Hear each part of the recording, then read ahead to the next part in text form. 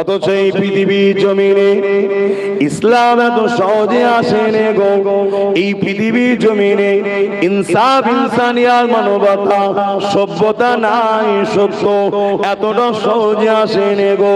ঈসা আলাইহিস সালাম চলে যাবার পর এই পৃথিবীর জমিনে মানুষগুলো ইসলামকে ভুলে গিয়ে, তাওহীদকে ভুলে গিয়ে, এক আল্লাহকে ভুলে গিয়ে 360টা নিজে হাতে করে নকল খোদা তৈরি করেছিল। তারা সেই খোদাদের উপাসনা করত, এক আল্লাহকে ভুলে গিয়েছিল। তাদের চরিত্র কেমন ছিল?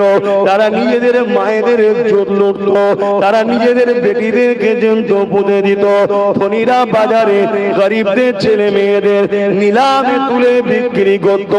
রোমের মতো সাম্রাজ্য, সভ্যতার নামে অসভ্যতা ছিল। তাম পৃথিবীর জমিনে অন্যায়, অত্যাচার, জুলুম, রাহাজানি ভরেছিল।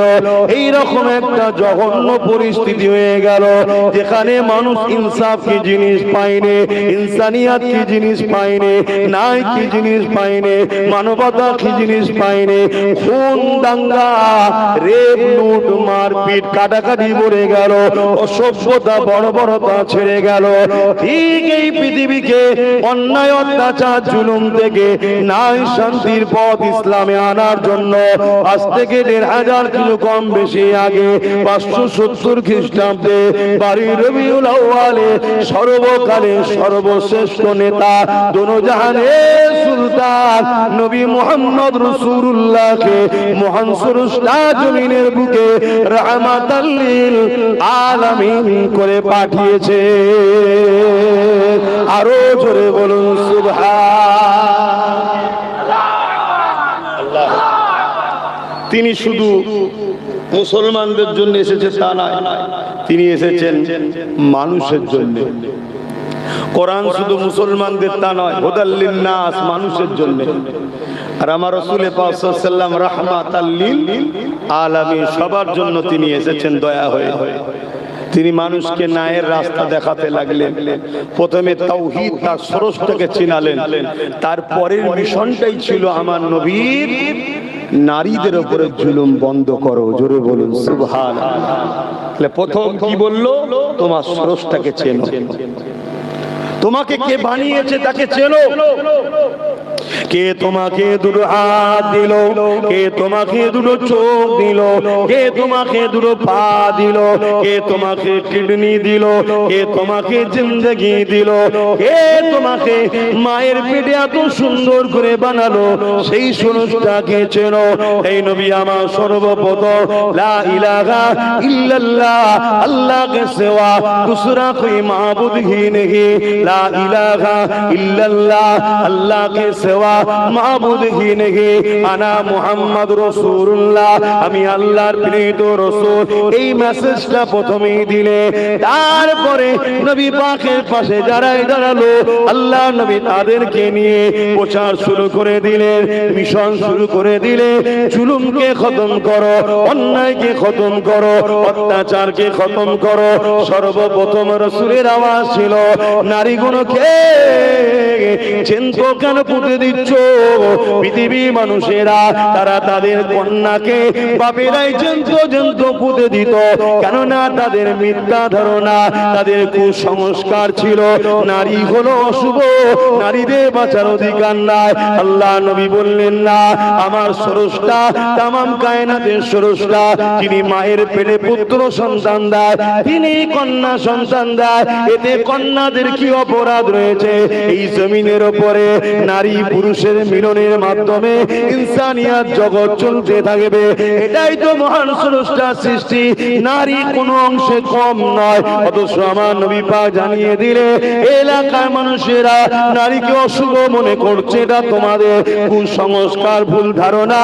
আমি রাসূলুল্লাহ জানিয়ে দিলাম, যার ঘরে কন্যা সন্তান হয়, এর মানে মহান স্রষ্টা ওই বাপকে শান্তির পয়গাম পাঠায়।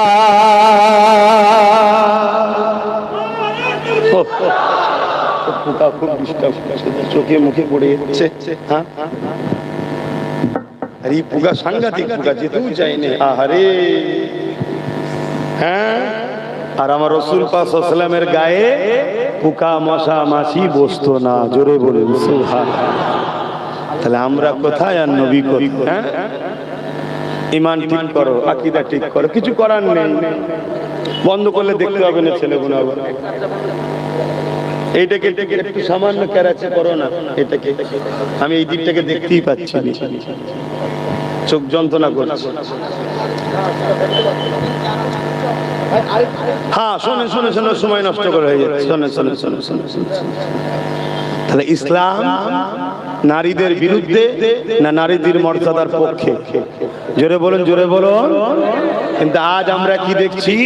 তামাম পৃথিবী জুড়ে নারী সভ্যতার নামে নারীদেরকে ভোগ করা হচ্ছে না, হয়নি?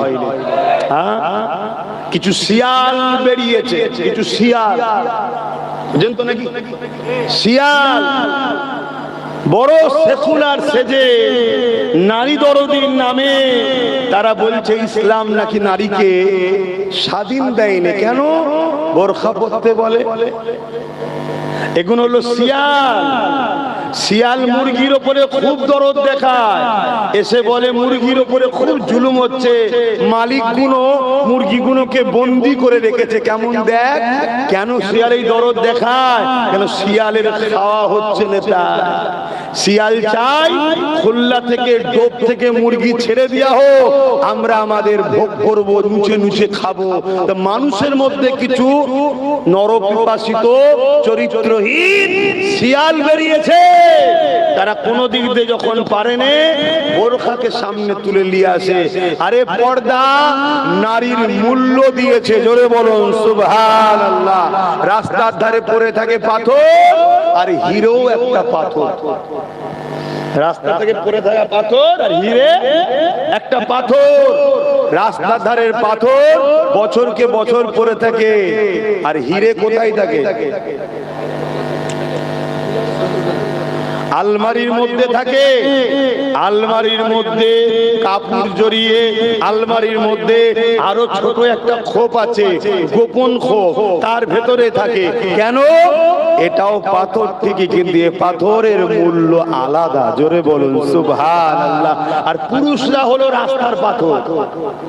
ও যখন খুশি পড়ে থাক, যেখানেই পড়ে থাক, সারা রাত পড়ে থাক, ও পাথরকে কেউ দেখে না, ছোঁয়েও না।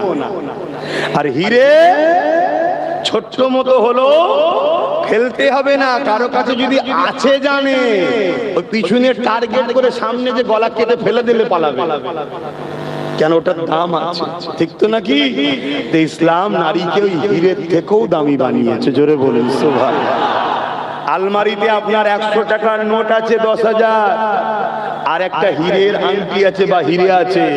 বাড়িওয়ালা দেখবেন রোজ একবার করে খুলে দেখে আমার হিরেটা আছে তো নাকি। 10,000 টাকার নোটটা একবার গুনো দেখে না। অনেকে বলে যে নারীরা তাদের স্বাধীন নেই, বা বড় কড়া করে দেখে, এজন্য দেখে। ওই 100 টাকার নোটগুলো হলো পুরুষ, ওই বাপের ছেলে, আর হিরেটা হলো বাপের মেয়ে। ওই হিরে যেমন দাম বেশি, ওতে সামান্য ক্রাশ এসে গেলে ও পুরো বেকার। শুনছেন তো? আর পুরুষের ও নোট যদি ছিঁড়েও যায় তাও ব্যাংকে চলবে না, চলবে না। পুরুষের গায়ে হাজারো দাগ লাগলো, আর মায়ের জাতের গায়ে সামান্য ক্রাশ হলে তুমি নেবে? কথা মাথায় ঢুকছে না, ঢুকে না? এজন্য আল্লাহ নারীদেরকে বড় নিয়ামত আল্লাহ করেছে। শুধু তাই না, আল্লাহ নবী জানিয়ে দিলেন এক একটা নারী হলো এক একটা জান্নাত। আল জান্নাতু তাদাদামুল উম্মাহাত। প্রতিটা মায়ের পায়ের তলাতে সন্তানদের জান্নাত। প্রতিটা পুরুষ তোমার জান্নাত হলো নারীর পায়ের তলায়। সে নারীটা হলো তোমার মা। মায়ের জাত হলো নারী। নারীকে এত সম্মান আল্লাহ দিয়েছে। আমার ইসলাম, আমার নবী জানিয়ে দিলে, আমার আল্লাহ পাক ঘোষণা করে দিলে, কারো ঘরে যদি পর পর 3টে কন্যা সন্তান হয়, ওই বাপ যদি সেই 3টে কন্যা সন্তানকে অবজ্ঞা না করে, আল্লাহ নিয়ামত মনে করে, তাকে শিক্ষা দিয়ে আদর্শওয়ালা চরিত্রওয়ালা বানিয়ে তার যদি নেকা বিবাহটা দিয়ে দেয়, আল্লাহ নবী জানিয়ে দিলেন ওই তিন কন্যার আব্বা আর আমি রাসূলুল্লাহ দুটো আগুন পাশাপাশি তুলে দেখিয়েছে, যেই রকম কাছাকাছি ওই রকম পাশাপাশি আল্লাহর জান্নাতে থাকবো। এ নারীর বাপেরা, আল্লাহ তোমাদেরকে বড় সৌভাগ্যবান করেছে, কেননা একটা নারী একটা জান্নাত। যখনই নারী এলো তোমার ঘরে জান্নাত আল্লাহ পাঠালো। শুধু এটা নয়, আল্লাহ নবী জানিয়ে দিয়েছে পুরুষেরা বাপের সম্পদের হক পাবে, পুরুষরা বাপের সম্পদের হক পাবে, আর নারী বাপেরও পাবে, স্বামীরও পাবে, মায়েরও পাবে। কথা বুঝে আসছে? ভাই যদি ইন্তেকাল হয়ে যায় ধন দৌলত দেখে ওটাও পাবে। নারী কত দিক দিয়ে হক পাচ্ছে দেখছেন তো? নারীর মর্যাদা ইসলামে বেশি না কম? আজ এই সমাজে কিছু মানবরূপী পশু বেরিয়েছে যারা সমাজকে ইসলামের নামে মিথ্যা প্রচার করে, যারা নাকি বলে ইসলামে নারীদের কোনো মর্যাদা নাই। এইভাবে বলতে বলতে বলতে এরকম কথা শোনা যায়, আপনি শুনলে অবাক হয়ে যাবে। নারীদের ঘরে নাকি ইসলাম জুলুম করেছে। এই জালিমেরা এই পৃথিবীর বুকে নারীদেরকে জীবন্ত পুঁতে দেওয়া হতো। আল্লাহ নবী নারীদের ঘরে ওই যন্ত্র পোতার হাত থেকে তুলে নারীদের ঘরে কত সম্মান দিয়েছে দেখো। ওই নারীটার বিবাহের আগ পর্যন্ত ওই নারীটার জিম্মেদার হলো একটা পুরুষের ওপরে, যে তার বাবা, যে তার আব্বা, এবং বিবাহের পরে ওই নারীটা থাকা, খাওয়া, পরা, জামা কাপড় সমস্ত কিছু দায়িত্ব হলো তার স্বামী একটা পুরুষের। ওই নারীটা যখন বয়স হয়ে যাবে, তার স্বামীও যদি বয়স হয়ে যায়, ওই নারীটা তখন রাজমাতা হয়ে যাবে। তার দায়িত্ব হলো তার সন্তানদের হাতে, অর্থাৎ সেটাও হলো পুরো। অর্থাৎ নারী তোমাকে জামা কাপড়ের জন্য, খাওয়া দাওয়ার জন্য, থাকার জন্য কখনো চিন্তা করতে হবে না।